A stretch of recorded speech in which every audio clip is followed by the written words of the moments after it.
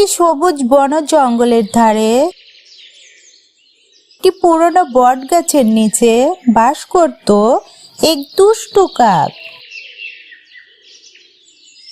কাকটি খুব চালাক হলেও স্বভাব ছিল ঝগড়াটে। একটু সুযোগ পেলেই সে অন্য পাখিদের সাথে ঝামেলা করত। সেই বট গাছে থাকত এক সুন্দর টিয়া পাখি। টিয়ার পালক সবুজ, গলা মিষ্টি আর স্বভাব ছিল ভীষণ শান্ত। সে সারাদিন গাছের ডালে বসে গান গাইতো। একদিন সকালে টিয়া পাখি মধুর সুরে গান গাইছিল। কাকটি তখন পাশের ডালে বসে বিরক্ত হয়ে বলল, এই টিয়া পাখি, তোমার এই কিচির মিচিরে আমার মাথা ধরে যাচ্ছে, থামো তো। টিয়া হেসে বলল, কাক দাদা, গান তো আনন্দের জন্য, এতে রাগ করার কি আছে? কাক রেগে গিয়ে চেঁচাতে লাগলো, আমি বলেছি থামতে, মানে থামতে হবে। এই বলে সে টিয়ার পালকে ঠোকর মারতে গেল। টিয়া ভয় পেয়ে উড়ে অন্য ডালে চলে গেল। এই দৃশ্য দেখছিল কাছের ঝোপে লুকিয়ে থাকা এক দ্রুত শিয়াল।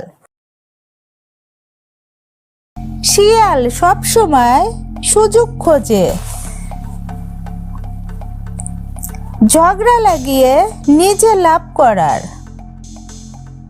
সে কাকের কাছে এসে মিষ্টি কথায় বলল, আহা, কাকমশাই, তুমি তো বনের সবচেয়ে বুদ্ধিমান পাখি। এই টিয়া তোমার কথা মানছে না কেন? কাক গর্বে ফুলে উঠল। ঠিকই বলেছে শিয়াল, ও নিজেকে খুব বড় মনে করে। শিয়াল আবার টিয়ার কাছে গিয়ে বলল, টিয়া দিদি, কাক তো বলেছে এই বন নাকি ওর, তুমি নাকি এখানে থাকার যোগ্য নও। একথা শুনে টিয়া অবাক হয়ে বলল, আমি তো এমন কিছুই বলিনি। পর কাক আর টিয়ার মধ্যে ঝগড়া শুরু হলো। কাক কা কা করে চেঁচাতে লাগলো আর টিয়া কাঁদতে কাঁদতে নিজের কথা বোঝাতে চেষ্টা করলো। ঠিক তখনই বনের বয়স্ক পেঁচা এসে হাজির হলো। পেঁচা সব শুনে বলল, থামো, এই ঝগড়ার পিছনে কার হাত আছে তা আমি বুঝতে পারছি। পেঁচা শিয়ালের দিকে তাকাতেই শিয়াল ভয়ে কাঁপতে লাগলো। পেঁচা বলল, শিয়াল, তুমি দুজনের মধ্যে ভুল বোঝাবুঝি করেছো। শিয়াল লজ্জায় মাথা নিচু করে পালিয়ে গেল। কাক তখন নিজের ভুল বুঝতে পেরে টিয়ার কাছে ক্ষমা চাইলো।